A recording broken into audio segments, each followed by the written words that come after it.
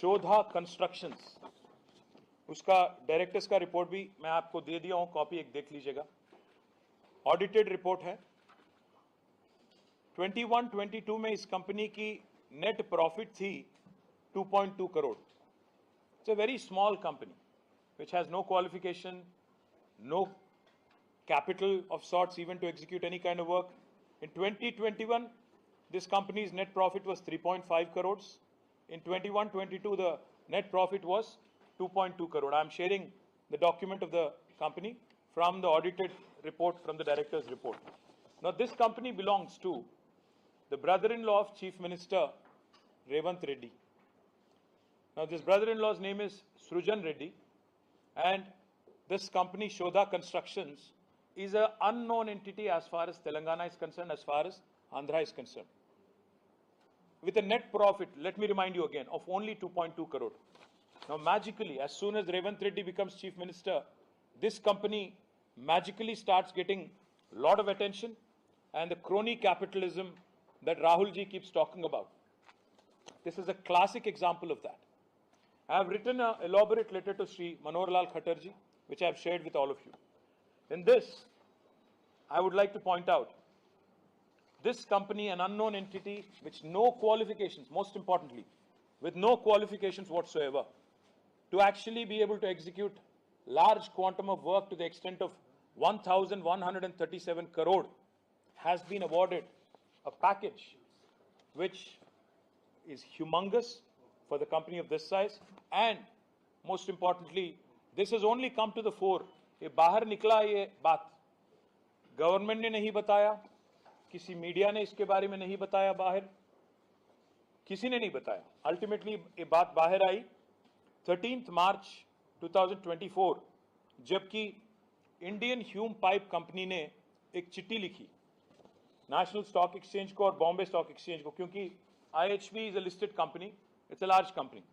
IHP ने एक चिट्ठी लिखी कि हमने तेलंगाना की गवर्नमेंट ने जो टेंडर बुलाई, इसमें एक जॉइंट वेंचर हमने बनाई AMR के साथ, शोधा कंस्ट्रक्शन के साथ, और हमें एक इसमें काम मिला 1137 crore. But here is the interesting part, JV बनाना गलत नहीं है, काम लेना गलत बात नहीं है। Here is the interesting part. Now in this very later IHP says the value of the work awarded is rupees 1137 crore excluding GST, and the share of the works executed by IHP is 20% only. मैं फिर से कहना चाहता हूं, 1137 करोड़ की काम मिलती है कंपनी को, छोटी कंपनी को, जिसका नेट प्रॉफिट लास्ट ईयर था 2 करोड़। उसको एग्जीक्यूट करने का मौका दिया जाता है, जॉइंट वेंचर बनाया जाता है। सब चीफ मिनिस्टर का खुद का डिपार्टमेंट है, पैसा गवर्नमेंट ऑफ इंडिया का है, डिपार्टमेंट चीफ मिनिस्टर का है, और ब्रदर इन लॉ है चीफ मिनिस्टर का, उसकी कंपनी है, और JV बनाया जाता है। 80% काम, 80% of the work is awarded because IHP is a great company, goodness of their heart. इतनी ज्यादा उनकी बड़ी दिल है कि इतने बड़े कंपनी होने के नाते, उनके इतनी बड़े कंपनी होने के बावजूद उन्होंने ये तय किया कि सिर्फ और सिर्फ 20% काम वो करेंगे। मुझे तो शक है कि 20% भी वो नहीं करेंगे, वो भी अल्टीमेटली फिर रेवंत रेड्डी जी के ब्रदर इन लॉ को दिया जाएगा। इससे बड़ा क्रोनी कैपिटलिज्म का एग्जाम्पल कोई और नहीं हो सकता। इसीलिए मैं यहां पे आया हूं और पूछना चाहता हूं राहुल गांधी जी से, और बीजेपी के लीडर और बीजेपी के जो केंद्र मंत्री यहां पे हैं उनसे भी, कि भाई आप बात करते रहते हो क्रोनी कैपिटलिज्म की, करप्शन की, अब्यूज ऑफ इंस्टीट्यूशंस की, इससे बढ़कर क्या एग्जाम्पल मैं आपको दूं। इसीलिए मैं कल रात में, कल शाम में हमारी पूरे टीम के साथ मनोहर लाल खट्टर जी से मैंने मुलाकात की।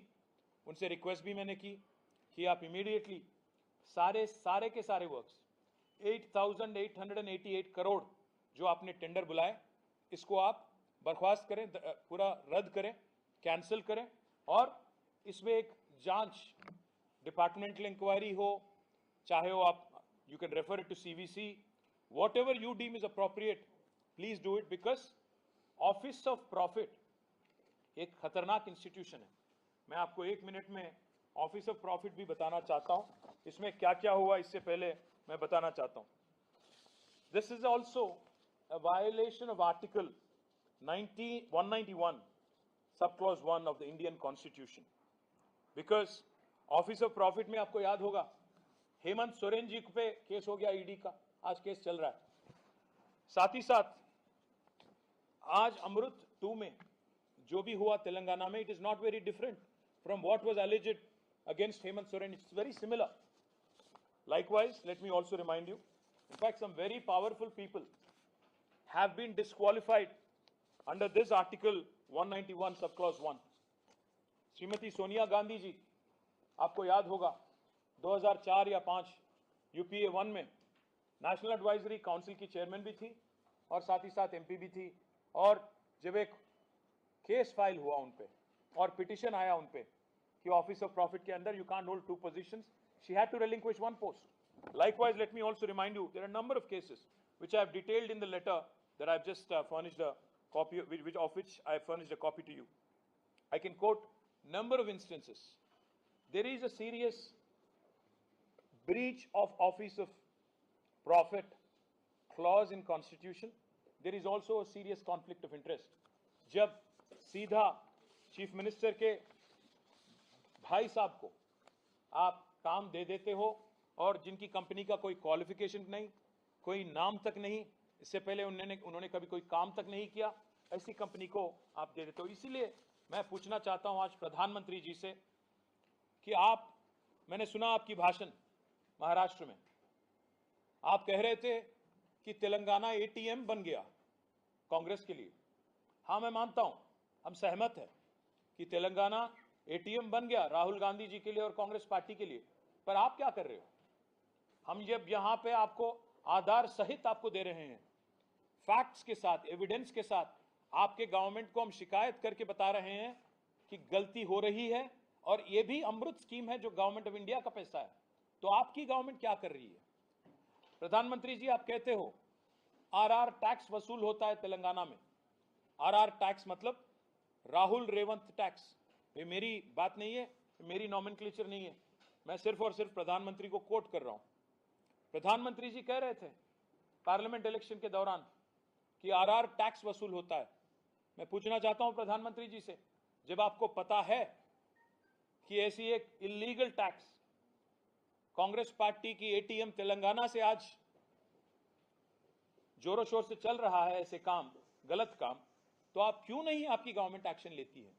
और साथ ही साथ मैं ये भी पूछना चाहता हूं कि मनोहर लाल खट्टर जी और उनकी डिपार्टमेंट और यहां की government of India, will you और will you not act on the Amrit scam in Telangana? This will be a litmus test for BJP leadership in Delhi.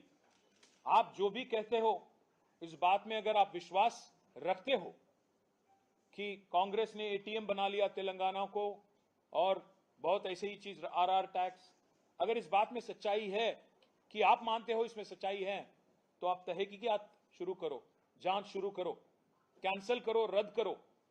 जो अमृत में 8,888 करोड़ का वर्क बुलाया गया, जिसमें ब्रदर इन लॉ को तो 1,000 से ज्यादा करोड़ का वर्क दिया, बाकी लोगों को भी, उसमें तेलंगाना का एक मंत्री को भी काम दिया गया। तेलंगाना का रेवेन्यू मिनिस्टर है श्रीनिवास रेड्डी, उसके कंपनी को भी काम मिला इसमें अमृत में।